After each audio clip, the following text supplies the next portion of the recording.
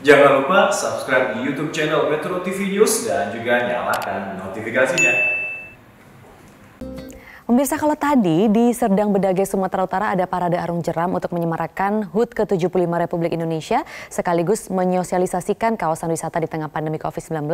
Nah, ada juga kegiatan para layang yang dilakukan oleh jurnalis Metro TV Amalina Lutfia. Lina telah berhasil mengibarkan bendera merah putih dari angkasa dengan para layang secara mandiri. Bukan ditemani, biasanya kan kalau kita tandem, nah ini dia mandiri. Prosesnya pun cukup panjang dan beresiko tinggi untuk menyiapkan Lina supaya bisa terbang sendiri, dan yang menarik, Lina adalah reporter wanita pertama yang melakukan hal tersebut. Kita sudah bersama dengan Lina di sini di Selamat Pagi Indonesia.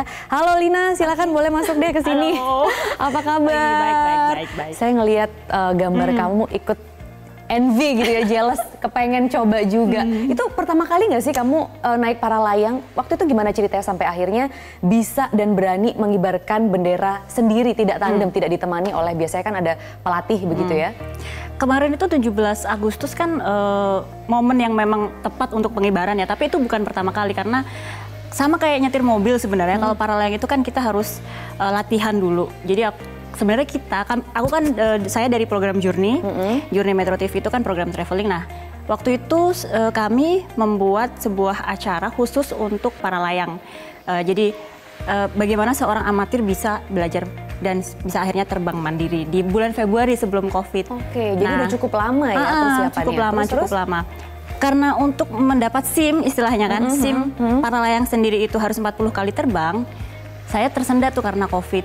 Nah, kemarin baru pas dibuka lagi, kami ke sana, akhirnya berlatih ada muncul omongan, "Oh yuk kita pengibaran bendera aja kan." Di sekitar puncak itu telah sebenarnya lahir atlet-atlet para layang nasional yang kemarin Asian Games dapat emas tuh orang-orang situ juga sebenarnya gitu. Jadi ya udah dari situ kita kompakan yuk berlima, atlet 4, saya 1, kita pengibaran bendera di udara gitu. Jadi untuk penerbangan mandiri kemarin itu bisa dibilang prosesnya itu baru kamu penerbangan mandiri atau gimana? Itu sebenarnya saya baru 4 kali terbang di bulan Februari.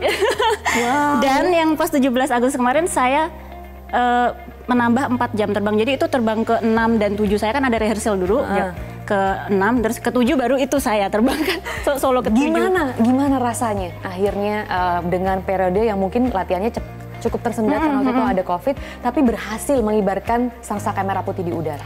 Wah, pertama deg-degan karena udah lama nggak melayang kan. Akhirnya ada kesempatan terbang lagi sendiri. Pas bisa mengibarkan, itu pas di atas itu kan ada komando dari pelatih saya dari bawah, Om Gendon itu. "Oke Lina, keluarkan benderanya." Pas ngeluarin bendera memang agak sedikit, saya mengibarkan. Tapi begitu ada atlet-atlet lewat di sebelah saya, baru kan mereka benderanya lebih besar dari saya. Terus saya lihat, wah ini terharu sih karena ini saya terbang dengan formasi atlet dan saya bisa sendiri dan jadi reporter yang pertama untuk mengibarkan bendera itu cukup terharu aja sih di atas.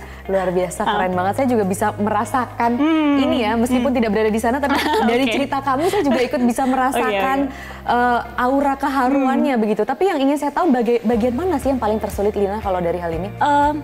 Kalau para layang itu sebenarnya kan ada 2. Jadi saya tuh solo terbang dan saya solo reporting dari atas kan.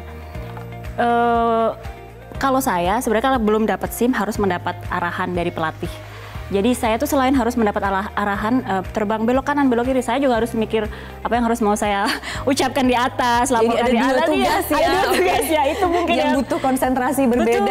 Betul. Karena kan kalau angin di atas itu kan kadang nggak stabil ya, jadi jangan sampai parasut kita di depan kita saya bisa stall, bisa jatuh gitu. Jadi gimana cara mengendalikan itu, anginnya ke arah mana kita lihat. Dan yang itu lagi reporting dari atas itu yang sebenarnya agak nambah pikiran juga. Oke. Nah, bisa diceritain nggak sih bagian-bagian dari set para layang ini? Kamu juga kayaknya bawa sesuatu nih. Apa nih? Yang saya bawa dari tadi. Ini tuh kalau dilihat, nah ini dari samping sini kan ada kamera. Ini sebenarnya tuh kameranya kita bikin sendiri dari sebuah kamera action cam ini. Terus kita tempel ke botol ini. Jadi anginnya tuh lewat sini, jadi dia stabil. Jadi bisa ada gambar close up dari saya dari samping, kan nggak mungkin ada kameramen bisa terbang bareng kita dengan gambar se-close up itu. Jadi selain sebenarnya tantangannya juga selain untuk saya reporting, mungkin buat teman-teman kameramen, gimana caranya momen ini bisa langsung ketangkap semua biar saya nggak usah terbang 3 kali 4 kali untuk mendapatkan momen ini. Kalau bisa sekali terbang. Nah ini kebetulan memang sekali terbang langsung dapat momen. Keren semuanya. banget. Boleh ditunjukin lagi kameranya, mungkin kemarin cara kerjanya di mana, di samping kiri gitu ya? Ya jadi kan ini kan kalau ini kan di sini nih, saya di sini. Para layang itu kan banyak nih tali-talinya tah. Di tali yang paling luar kita gantung ini, bisa di sebelah kanan, bisa di sebelah kiri, bisa disetting. Nah ini pas saya take off lari kan, nah ini dipegang. Jadi pas saya udah terbang dilepas, dia akan mengikuti badan saya. Oke. Selama terbang. Nah seperti ini nih point of view-nya nih. Wah, ini formasi yang kemarin itu ya berarti? Iya. Tapi kemarin itu kan sebenarnya kita berlima, cuman yang saya bisa wawancara di atas cuma 2 orang. Karena wawancara di atas? Ya, kita ngobrol dengan mereka. Ada 4 atlet sebenarnya. Jadi, tapi maaf yang kemarin yang kesebut hanya 2, karena hanya 2 yang bisa untuk. Dan itu possible ya dilakukan ya, mungkin ya? Bisa. Karena kan biasanya harus mengatur jarak. Itu gimana akhirnya sampai bisa wawancara juga di atas? Sebenarnya kami masing-masing sebenarnya bawa radio kan, jadi bisa komunikasi lewat itu kah. Untuk persoalan mengatur jarak, bagi saya mungkin saya masih siswa hitungannya kan, jadi saya hanya terbang lurus. Yang mengatur jarak mereka yang manuver itu kan atlet-atlet, jadi saya percaya pasti mereka nggak akan nabrak saya. Karena udah pengalaman. Tapi kamu pengen ngulang lagi nggak kalau dikasih kesempatan? Tahan dulu mungkin, pastinya pengen ya. Kalau boleh ajak-ajak saya juga deh. Oh boleh. Jadi pemirsa, kami masih akan membahasnya bersama Lina, dan juga nanti akan ada pelatih yang bisa melatih dalam waktu yang cepat ya, dari Februari sampai Agustus ini. Jadi jangan kemana-mana pemirsa, tetaplah bersama kami hanya di Selamat Pagi Indonesia akhir pekan.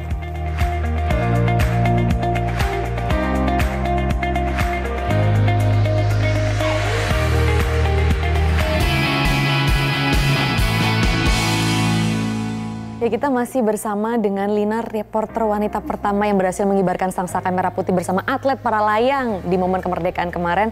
Lin, kalau ada momen seperti itu lagi, mau nggak mengulang? Mau banget.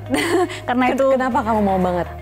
Seru ya persiapan. Nggak cuman pas di atasnya, cuman kan kita jadi sebuah komunitas para layang. Seru aja kenal sama mereka, terus mempersiapkan sesuatu event bareng-bareng dengan teman-teman. Jadi nggak cuma pas di atasnya, prosesnya dan sesudahnya, pas sudah itu kepuasannya tuh dirasain bareng-bareng juga tuh. Kebayang sih. Kalau gitu bisa langsung ngomong sendiri ini sama pelatihnya yang semoga sudah bergabung, karena tadi kita sudah melihat ada Pak Gendon di sini, tapi kita akan coba sapa terlebih dahulu. Halo Pak Gendon. Bisa langsung ngomong, Lina ternyata mau lagi nih Pak kalau ada momen kayak gitu terbang sama atlet-atlet. Boleh nggak Pak? Ya, boleh lah. Dan memang mungkin harus terus berlatih untuk bisa terbang lebih baik lagi. Oh, keren banget. Nah, tapi itu proses melatihnya berapa lama sih Pak? Kalau tadi dia bilang dari bulan Februari, itu bener Pak? Dari bulan Februari bisa terbang mandiri seperti itu? Ya, jadi dimulai dari latihan bulan Februari 3 hari, 1 hari ground, hari kedua sudah bisa terbang di bukit kecil, hari ketiganya sudah terbang dari bukit yang tinggi. Jadi memang bisa cepat kalau progres siswanya bagus, anginnya juga mendukung, sehingga Lina udah bisa langsung terbang sendiri dalam waktu 3 hari sudah bisa, dan sekarang tinggal menambah jam terbang saja untuk bisa menambah kemampuan terbang para layangnya. Wah, keren banget bisa begitu ya. Apa sih Pak memang bedanya melatih atlet begitu ya, calon atlet dan amatir seperti Lina yang ingin belajar mengenai para layang? Ya, kita kan memang seninya di situ, mengajar yang dari nol sama yang dari atlet. Kalau yang dari atlet kan memang lebih fokus untuk ke prestasi, tapi kalau yang dari nol kita harus bisa memberikan pemahaman, pengetahuan, dan ya tentu dengan kesabaran untuk para pemula itu bisa terbang dengan baik gitu, dengan kaidah-kaidah yang benar, sehingga ketika kita terbang di udara itu bisa aman, nyaman, dan bisa gembira. Itu yang menjadi tujuan kita. Omongannya sangat menenangkan sekali ya, khas pelatih atlet-atlet profesional memang. Jadi saya pengen tahu Pak Gendon ini sudah berapa lama sih berkecimpung di dunia para layang sampai akhirnya bisa menjadi pelatih atlet profesional untuk tim Indonesia? Ya, saya 30 tahun terbang sejak tahun 90, jadi mengawali kegiatan ini dengan dari awal sekali, karena memang 30 tahun lalu belum ada yang bisa terbang, sehingga saya harus otodidak belajar sendiri agar bisa melakukan penerbangan para layang itu sendiri. 30 tahun yang lalu pastinya dunia para layang belum seperti sekarang, belum banyak orang yang tahu begitu. Tapi waktu itu apa sih yang membuat Pak Gendon tertarik untuk menekuni dunia ini, Pak? Ya, saya kan ingin terjun payung sebetulnya, juga ingin berlatih gantole zaman waktu itu sama si mahasiswa, tetapi tidak terlaksana. Kebetulan ada teman yang mempunyai parasut, Om Lodi, kemudian kita pinjam. Akhirnya saya yang terbang duluan dengan teman Dudi Arif Wahyudi. Kebetulan Om Lodi itu dulu masih sibuk sekali dan memang belum tahu bagaimana terbang, sehingga kita mendahului menerbangkan payung yang dimilikinya di awal-awal tahun 90-an lah, akhir 89, awal tahun 90-an. Nah, kalau melihat dunia para layang sekarang, bagaimana pendapat dari Pak Gendon sendiri? Bagaimana juga kemampuan dari atlet-atlet nasional kita, Pak? Jadi untuk atlet nasional kita memang secara bertahap naik ya. Kita mulai kegiatan internasional itu tahun 2010-an. Nah, khusus untuk nomor ketepatan mendarat, atlet kita, atlet Indonesia ini, saya bisa mengatakan bahwa mereka sudah kelas dunia. Karena beberapa kali atlet putri kita menjadi juara dunia, kemudian putra juga pernah ada menjadi juara dunia, dan tim Indonesia untuk nomor bergunya itu sempat menduduki ranking pertama WPRS, ranking dunia menurut FII. Jadi cukup punya pamor untuk nomor ketepatan mendarat di dunia. Oke, kalau begitu terakhir nih Pak Gendon, di semangat momentum kemerdekaan ini apa yang ingin Pak Gendon berikan kepada pemirsa yang menonton Selamat Pagi Indonesia kali ini melalui para layang? Ya, saya ingin para layang ini menjadi olahraga yang memasyarakat, tidak hanya sekedar sebagai hobi, tapi juga sebagai prestasi. Dan tentunya juga bisa menjadikan olahraga para layang ini menjadi olahraga wisata, sehingga teman-teman yang berkecimpung di dalam dunia para layang ini bisa mendapatkan manfaat, tidak hanya sekedar bangga, senang, tapi juga bisa mendapatkan manfaat ekonomi yang terkait dengan wisata dirgantara para layang. Itu yang menjadi keinginan kita, sehingga memang perlu disupport dari berbagai pihak untuk bisa para layang ini menjadi sebuah wisata dirgantara yang berprestasi dan dilakukan secara aman, nyaman, dan bisa menggembirakan untuk semua orang yang mengikuti, dan juga menjadi atraksi yang menarik buat wisatawan atau yang datang di sebuah lokasi wisata. Mungkin itu yang menjadi harapan saya. Mudah-mudahan ya ini bisa menjadi momentum untuk hal itu, dan juga sudah ada salah satu anak didiknya di sini. Lina, kalau kamu sebagai jurnalis, pesan apa yang ingin kamu berikan kepada masyarakat di momentum kemerdekaan? Karena kemarin kamu juga sudah berhasil mengibarkan bendera merah putih di udara. Silahkan. Kalau saya sendiri ya kemarin belajar dari para layang, yang bisa saya pelajari sebenarnya dari Om Gendon adalah menghadapi ketakutan itu sesuatu yang mungkin. Jadi banyak orang yang takut-takut sehingga dia tidak melakukan sesuatu. Tapi akhirnya kita kalau bisa menghadapi ketakutan kita bisa kok melakukan segala sesuatu yang tidak mungkin gitu sih sebenarnya. Luar biasa. Semangatnya kemarin. Bener banget, itu semoga semangatnya bisa tertular bagi pemirsa semua yang menyaksikan. Terima kasih Lina. Thank you, dan sukses selalu buat kamu. Nanti saya tunggu penerbangan selanjutnya. Saya tunggu Maria di sana ya. Kita ikut. Saya ikut ya. Nanti ajak-ajak saya. Terima kasih juga Pak Gendon sudah bergabung di sini. Terima kasih.